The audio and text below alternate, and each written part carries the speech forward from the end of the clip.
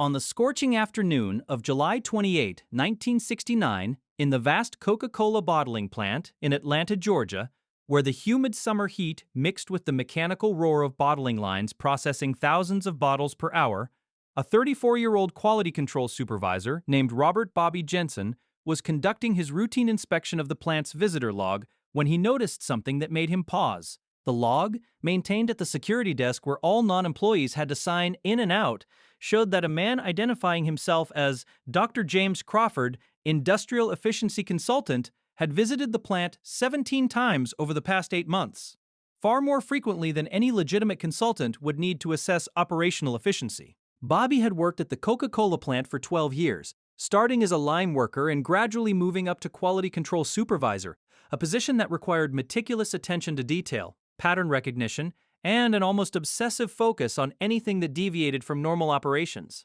He knew the rhythms of the plant intimately, which consultants visited regularly, which equipment suppliers came for maintenance, which delivery schedules were standard, and which were anomalies. 17 visits in 8 months for an efficiency consultant was excessive. Most consultants came twice, maybe 3 times. Initial assessment, follow-up observation, final report. But 17 visits suggested something beyond routine consulting work. And when Bobby cross-referenced the dates of Dr. Crawford's visits with the plant's operational records, he discovered something even more suspicious.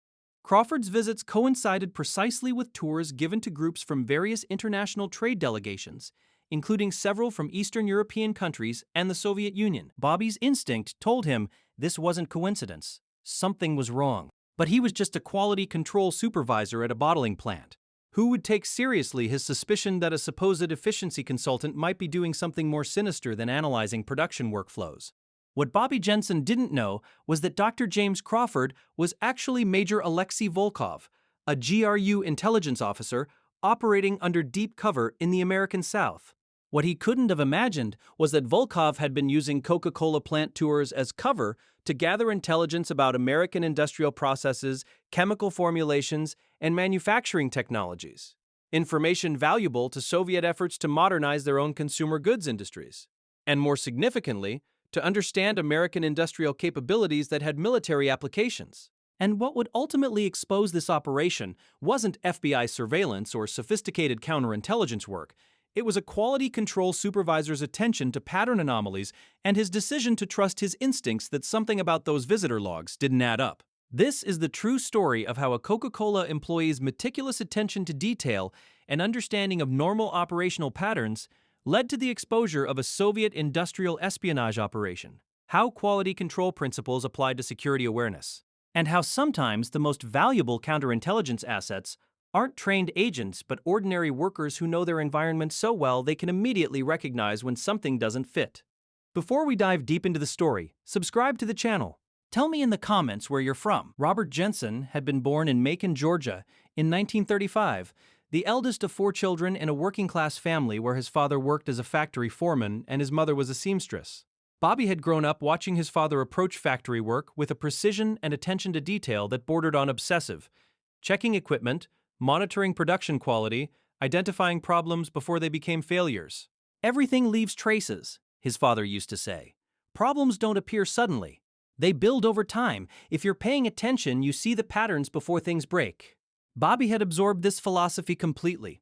He'd started at the Coca-Cola bottling plant in 1957, at age 22, as a line worker monitoring bottle filling.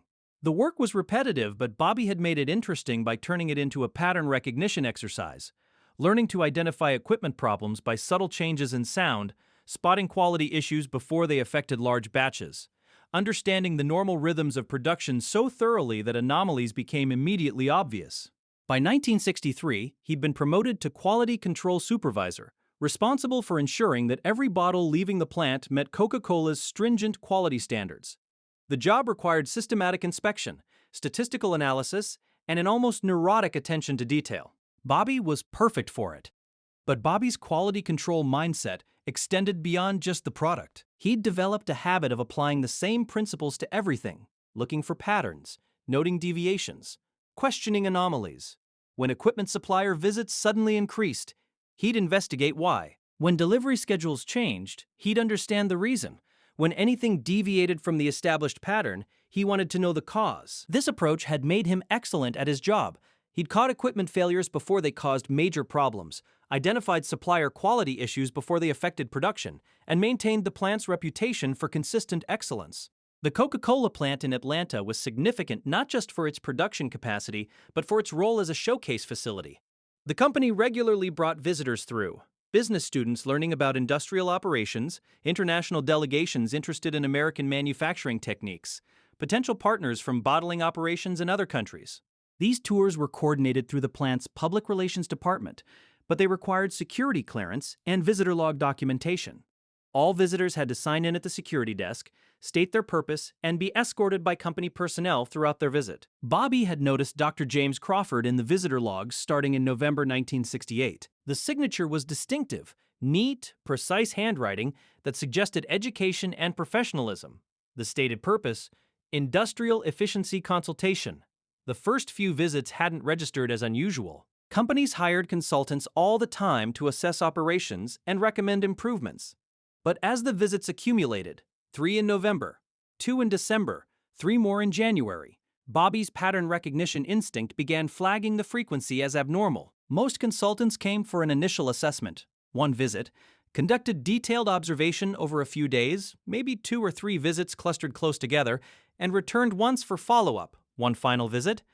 Total: 4 to 5 visits over maybe 2 months. Then they submitted their report and moved on to other clients. But Crawford kept coming back, once or twice a month, always signing in for 2 to 3 hours, always escorted by someone from the public relations department who documented that Crawford was observing production workflows or analyzing operational efficiency. In July 1969, Bobby decided to investigate further. He pulled Crawford's full visitor history from the logs and cross-referenced the dates with the plant's operational calendar.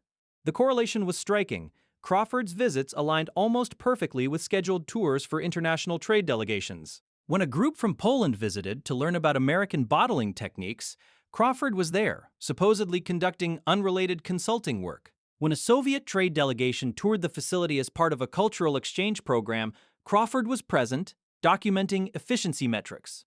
Bobby pulled the tour records and confirmed his suspicion. Crawford had been present during tours involving visitors from Poland twice, Czechoslovakia once, East Germany once, and the Soviet Union 3 times. All Soviet bloc countries. All during the same weeks, often the same days, as Crawford's documented visits. This couldn't be coincidence. Crawford wasn't just an efficiency consultant, he was gathering intelligence during tours involving Soviet bloc visitors, possibly sharing information, possibly coordinating with foreign operatives. Bobby faced a dilemma. He had no concrete evidence of wrongdoing, just pattern correlation that looked suspicious. He could be completely wrong. Crawford might legitimately be conducting long-term efficiency analysis that coincidentally aligned with international tours. Reporting this might make Bobby look paranoid or foolish. But his quality control instinct, honed over 12 years of identifying problems before they became failures, told him this pattern was wrong. And Bobby trusted his instincts. He took his findings to his supervisor, plant manager Harold Mitchell, a 25-year Coca-Cola veteran who respected Bobby's analytical abilities. "This might be nothing," Bobby said, spreading out the visitor logs and tour schedules on Mitchell's desk. But 17 consultant visits in 8 months, all aligning with international delegations from Soviet bloc countries, that's not normal consulting work. Mitchell studied the documentation carefully. "You're right. This doesn't fit standard patterns. Have you contacted security? I wanted to bring it to you first. I'm just a quality control supervisor. I don't want to overstep. Bobby, this is exactly what quality control means, spotting deviations from normal patterns. If you see something wrong, you report it. That's your job." Mitchell picked up his phone. "I'm calling corporate security. They'll know how to handle this." Within 2 hours, Bobby was on a conference call with Coca-Cola corporate security in Atlanta and an FBI agent named Thomas Walsh who worked counterintelligence in the Atlanta field office. "Walk me through your analysis," Walsh said. Bobby explained his methodology, the visitor log review, the frequency analysis, the correlation with international tours. Walsh asked detailed questions about Crawford's behavior, his stated purpose, who he interacted with during visits. "Have you ever met or observed this Crawford personally?" Walsh asked. "Once. About 3 months ago, I was conducting an inspection near the bottling line when a tour group came through. Crawford was with them. taking notes, photographing equipment. Said he was documenting workflow efficiency for his analysis. Photographing equipment? Yes, with a professional camera. Not unusual for consultants documenting processes. But what? The photographs he was taking weren't of workflow patterns. They were of equipment specifications, control panels, technical details, the kind of information you'd need if you were trying to replicate the systems, not analyze efficiency. This detail shifted Walsh's assessment. Equipment specifications weren't secret exactly, but they were proprietary. And if someone was photographing technical details while pretending to analyze efficiency, that suggested intelligence gathering rather than legitimate consulting. "Mr. Jensen, I need you to do something for me," Walsh said. "If Dr. Crawford visits again, I want you to observe him carefully. Note what he photographs, who he talks to, where he goes in the plant. Can you do that without arousing suspicion?" "Absolutely. That's literally my job, observing operations and noting anomalies." Bobby didn't have to wait long. 5 days later, on August 2nd, 1969, Dr. Crawford signed in for another visit. The visitor log showed his stated purpose: final phase efficiency analysis. Bobby was ready. On August 2nd, 1969, Bobby positioned himself strategically throughout Crawford's 3-hour visit, observing from various points in the plant while ostensibly conducting his normal quality control inspections. The plant was large enough, busy enough, that Bobby could move around without drawing attention, always maintaining visual contact with Crawford and his escort from the Public Relations Department. Crawford arrived at 10 a.m., signed in at security, and was met by Jennifer Hayes from Public Relations. They began in the administrative offices, where Crawford reviewed production reports and efficiency metrics, standard consultant behavior. But Bobby noticed Crawford paying particular attention to proprietary formulation data and supply chain documentation that would normally be redacted for outside consultants. At 11 a.m., they moved to the production floor. This was where Bobby's observations became more significant. Crawford photographed extensively, not just general workflow as a consultant would, but specific technical details, control panel settings, chemical mixing ratios displayed on equipment monitors, quality control testing procedures, equipment manufacturer labels, and model numbers.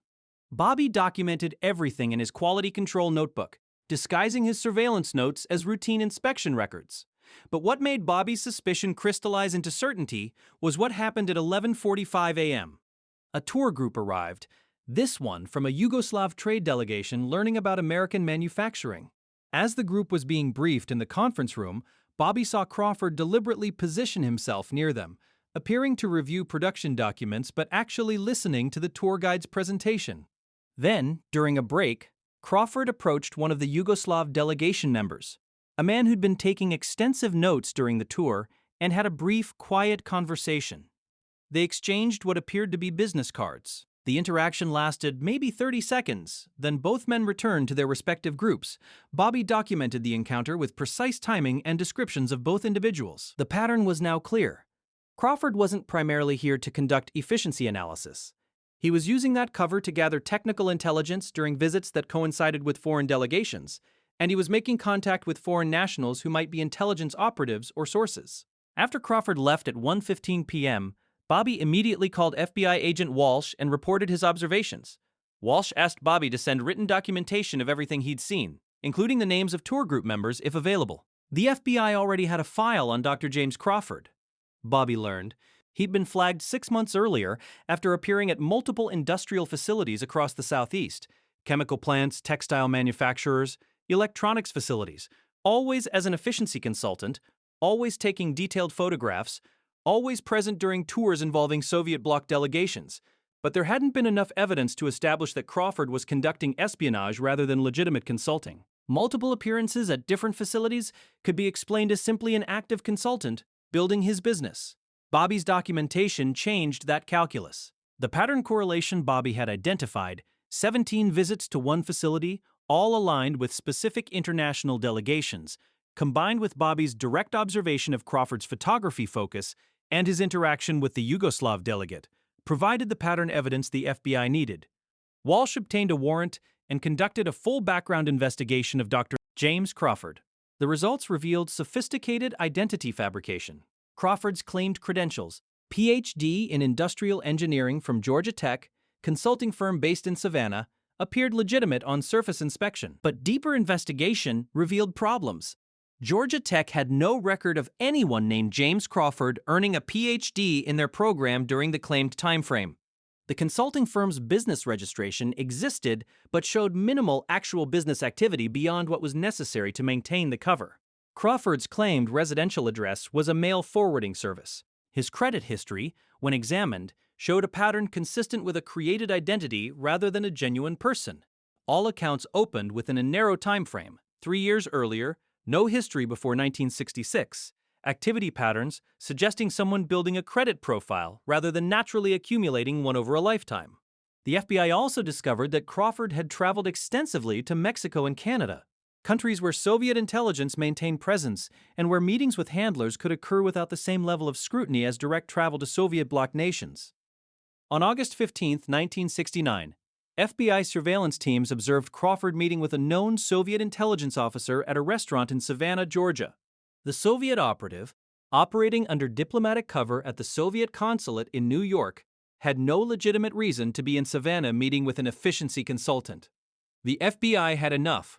On August 18, 1969, Dr. James Crawford was arrested at his apartment in Savannah and charged with espionage, operating as an unregistered foreign agent, and conspiracy against the United States. Under interrogation, facing overwhelming evidence including Bobby's documented observations, Crawford's cover story collapsed. His real name was Alexei Volkov, major in Soviet military intelligence, GRU, operating under deep cover in the United States since 1966. His mission was industrial espionage, gathering information about American manufacturing processes, chemical formulations, industrial equipment specifications, and production techniques. The intelligence served dual purposes, helping Soviet industry modernize its consumer goods production and understanding American industrial capabilities that had military applications. Chemical plant processes could reveal information relevant to weapons manufacturing. Electronics facilities provided insight into American technological sophistication, and companies like Coca-Cola, with their advanced quality control systems and global distribution networks, offered intelligence about American industrial efficiency and logistics. Volkov had developed a sophisticated methodology. Using his cover as an efficiency consultant, he'd gain legitimate access to facilities. He'd time his visits to coincide with tours for international delegations, using the presence of foreign visitors to provide additional cover for his intelligence gathering. He'd photograph proprietary information under the guise of documenting efficiency. And he'd make brief contact with operatives among the foreign delegations to coordinate intelligence sharing. For 3 years, he'd successfully gathered information from dozens of facilities across the Southeast. The FBI's investigation revealed he'd visited chemical plants in Louisiana, textile manufacturers in the Carolinas, electronics facilities in Tennessee, and food processing plants in Georgia and Alabama. He'd been careful, professional, until Bobby Jensen noticed the pattern in visitor logs and decided 17 consultant visits was too many. Volkov's arrest led to a broader investigation that exposed a network of Soviet intelligence officers operating in the American South using various industrial consulting covers. 3 additional operatives were identified and expelled. 4 American sources, employees at various facilities who'd been providing information to Soviet intelligence in exchange for money, were arrested and prosecuted. The network had been gathering intelligence for over 4 years. Bobby's observation of pattern anomalies had exposed the entire operation. Robert Jensen received a letter from FBI Director J. Edgar Hoover in September 1969, thanking him for his exceptional analytical awareness and invaluable contribution to counterintelligence operations. The letter was classified. Bobby couldn't discuss the details publicly. He was awarded $10,000 by the FBI, a substantial sum, nearly equivalent to his annual salary. Bobby used the money to buy a house in a better neighborhood and set up college funds for his 3 children. But the recognition that mattered most to Bobby came from understanding that his quality control mindset, his obsessive attention to patterns, his insistence on questioning anomalies, his refusal to dismiss deviations as coincidence, had application far beyond checking bottle quality.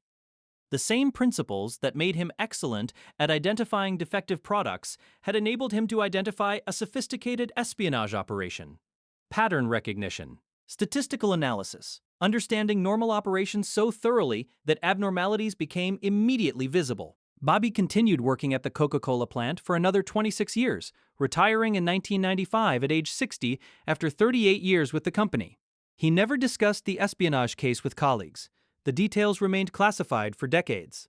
When coworkers occasionally asked why FBI agents had interviewed him in summer 1969, he'd just say he'd provided information for a security investigation. Nothing he could discuss.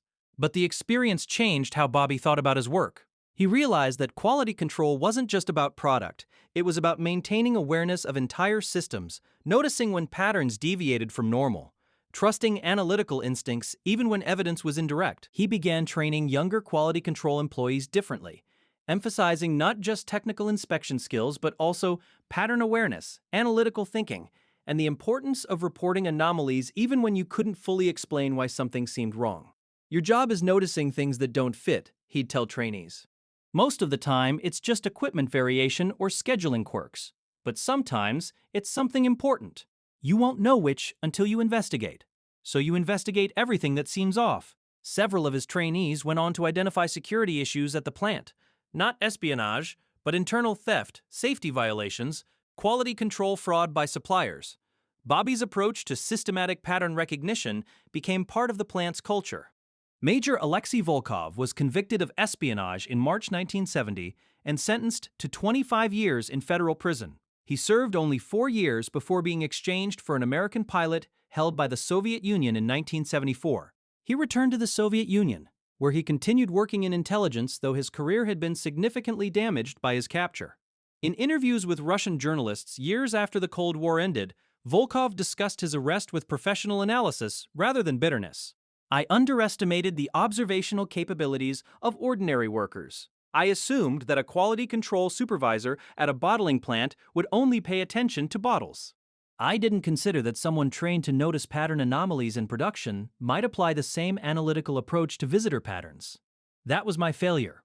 Soviet intelligence analyzed the Volkov case and issued new operational guidance emphasizing that workers in any role requiring attention to detail, quality control, inventory management, security, maintenance, should be considered potential observers who might notice intelligence activities disguised as routine business. Bobby's observational awareness had literally changed Soviet tradecraft.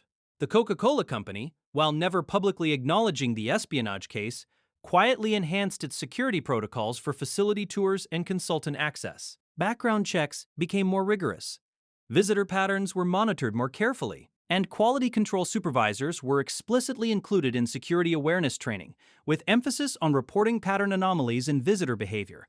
Bobby Jensen retired from Coca-Cola in 1995, having spent nearly 4 decades in quality control, the last 30 years as a supervisor. He prevented countless product quality issues, trained dozens of employees, and maintained one of the best quality records in the company's Southeast operations. He died in 2008 at age 73. From complications of diabetes. His obituary in the Atlanta Journal-Constitution mentioned his long career with Coca-Cola, his dedication to quality excellence, and his reputation as a mentor to younger employees. It made no mention of espionage, Soviet spies, or the FBI. But in the FBI's classified archives, in a box marked Operation Bottleneck Closed Case, there's a file containing Bobby's initial report, his detailed observational notes from Crawford's August 2nd visit, surveillance photographs of Alexei Volkov, and a commendation signed by J. Edgar Hoover himself. The case became training material for FBI counterintelligence courses, demonstrating several principles. Industrial espionage is a significant threat requiring vigilance. Pattern analysis is as valuable in security work as it is in quality control, and employees who understand their operational environment thoroughly can be exceptional intelligence sources because they recognize what doesn't fit. Bobby Jensen's story also became part of Coca-Cola's internal security training in the 1970s and 1980s. Though without specific classified details, the general principle was emphasized. Employees at all levels should be aware of their environment, should question unusual patterns, and should report anomalies to security personnel. The Cold War wasn't fought only in missile silos and diplomatic conferences. It was fought in industrial facilities and manufacturing plants, where Soviet intelligence sought to steal American technological and industrial secrets that could advance Soviet capabilities, and the people protecting those secrets weren't only security professionals and counterintelligence agents.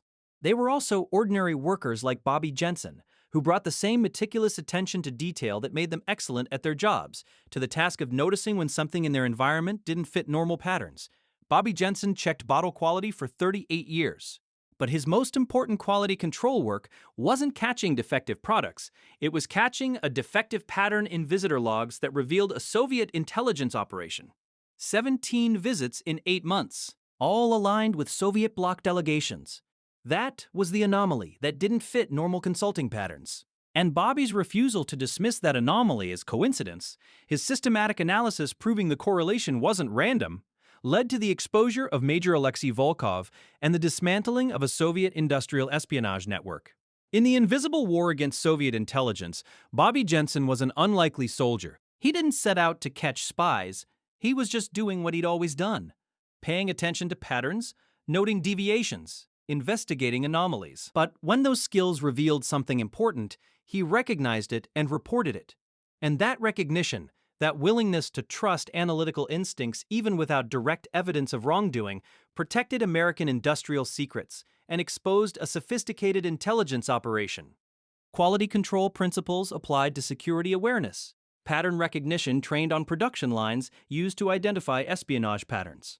Attention to detail developed for checking bottles turned toward checking visitor logs. Sometimes the most valuable counterintelligence assets aren't trained agents with classified clearances. Sometimes they're quality control supervisors who know their environment so thoroughly that anything out of place becomes immediately obvious. Bobby Jensen knew that, and it made all the difference. And so, our story ends. If you liked the video, please leave a like. If you didn't like it, leave a dislike. It's very important for us to know the truth. Be honest in the comments, leaving creative suggestions, so that we can increasingly improve the quality of our content. Comment where you're from. Check out the stories and the video on the screen. I'm sure you'll like it. I'll see you in a few seconds. My name is Viktor Hale, and this is my contribution.